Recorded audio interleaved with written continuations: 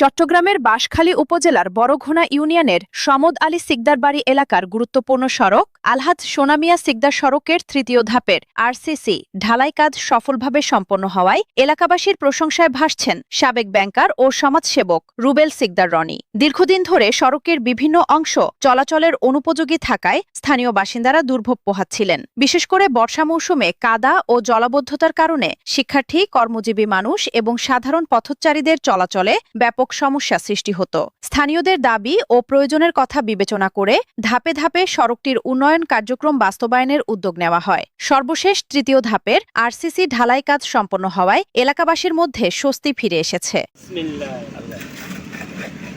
স্থানীয়রা জানান, সড়কটির উন্নয়নের ফলে যাতায়াত ব্যবস্থা যেমন সহজ হয়েছে, তেমনি এলাকার সামগ্রিক যোগাযোগ ব্যবস্থারও উন্নতি ঘটেছে। এলাকাবাসী বলেন, রুবেল সিকদার রনির আন্তরিক প্রচেষ্টা, সার্বক্ষণিক তদারকি এবং উন্নয়নমুখী চিন্তার ফলেই সড়কটির কাজ সফলভাবে সম্পন্ন হয়েছে। তারা ভবিষ্যতেও এলাকার উন্নয়নে তার এমন ভূমিকা অব্যাহত থাকবে বলে আশা প্রকাশ করেন। এ বিষয়ে রুবেল সিকদার রনি বলেন, এটি আমার একার কাজ নয়, এলাকার সর্বস্তরের মানুষের সহযোগিতা ও সমর্থনের কারণেই আমরা এই উন্নয়ন কাজ সম্পন্ন করতে পেরেছি।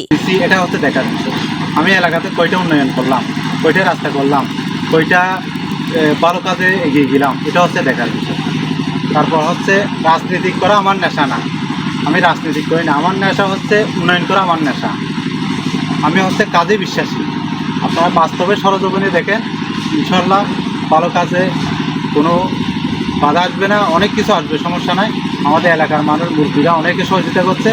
ভবিষ্যতেও বড়ঘোনা ইউনিয়নের অবকাঠামোগত উন্নয়ন ও জনকল্যাণমূলক কাজে নিজেকে সম্পৃক্ত রাখার চেষ্টা করব।